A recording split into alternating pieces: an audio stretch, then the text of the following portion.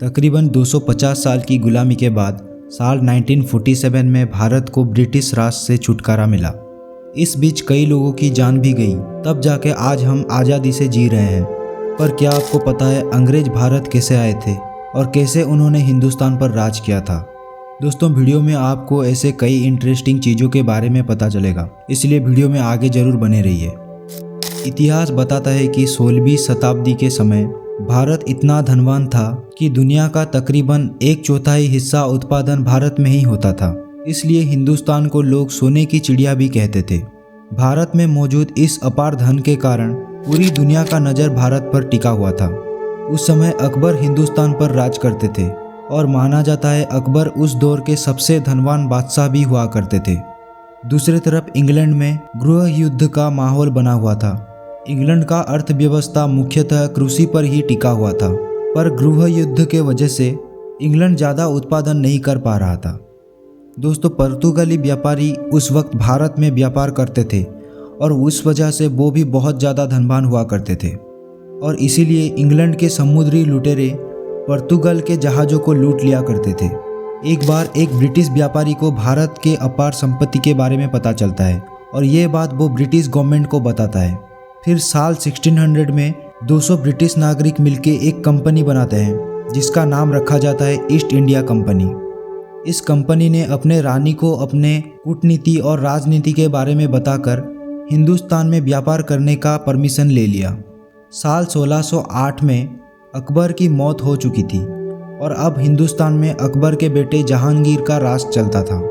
इस समय captain William Hawkins समुद्री रास्ते से जहाज में अपने कुछ साथियों को लेकर गुजरात के सूरत में व्यापार के लिए पहुंचते हैं। यहीं से शुरू होता है खुशहाल भारत के दर्दनाक इतिहास का शुरुआत।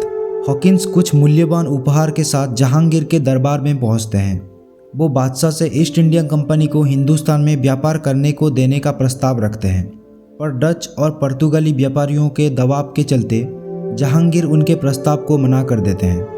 उस समय तो अंग्रेज वहां से चले जाते हैं, पर बाद में वो और ज़्यादा प्रॉफिटेबल डील लेके बादशाह के दरबार में आते हैं। जहांगीर ने भी कुछ समय बाद ईस्ट इंडिया कंपनी को हिंदुस्तान में व्यापार करने का इजाज़त दे दिया और ये मंजूरी मिलते ही ईस्ट इंडिया कंपनी पटना, सूरत, मुंबई और चेन्नई में अपना व्यापार शुरू कर देता है।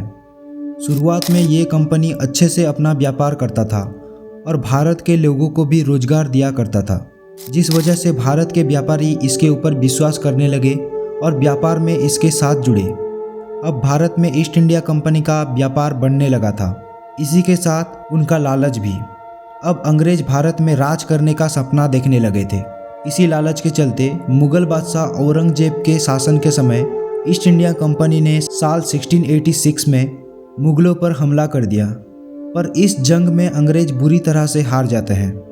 जंग में हारने के बाद अंग्रेज औरंगजेब से वादा करते हैं कि वो ऐसी गलती फिर दोबारा नहीं करेंगे और औरंगजेब भी उनके ऊपर कुछ जुर्माना लगा के उन्हें माफ़ कर देते हैं। बाद में यही माफ़ी मुगल साम्राज्य के पतन का कारण बनता है। साल 1707 में औरंगजेब की भी मौत हो जाती है।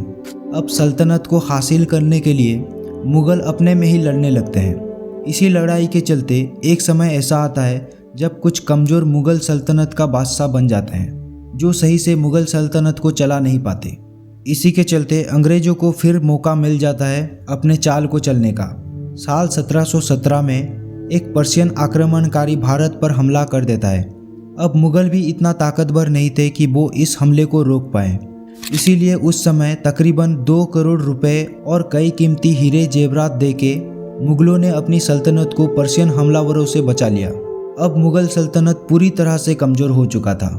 अंग्रेज़ों को भारत पे कब्जा करने का यही सही मौका दिखता है और इसे पूरा करने के लिए अंग्रेज़ बंगाल के नवाब सिराजुद्दौला के ऊपर हमला कर देते हैं। इस हमले में सिराजुद्दौला हार जाते हैं और अंग्रेज़ उनके सेनापति को अपने साथ मिला के उसे बंगाल का नवाब बना देते हैं। इस युद्ध को हम पलासी युद्ध के नाम से जानते हैं।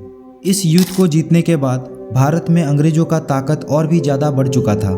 साल 1764 में बक्सार युद्ध में अंग्रेज़ों ने अवध के नवाब, बंगाल के नवाब और मुगल नवाब शाह आलम द्वितीय को हरा देते हैं और दूसरी तरफ निजाम और मराठाओं के बीच फूट डाल के पहले उनको आपस में लड़वा देते हैं और बाद में जब वो कमज़ोर हो जाते हैं तब उनके ऊपर हमला करके उनके रियासतों पर भी कब्जा कर लेते हैं।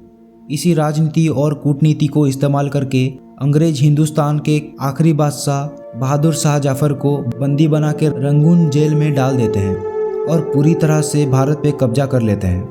यही सब चाल चल के अंग्रेजों ने भारत पर मनमर्जी राज किया और भारत को पूरी तरह से लूट लिया।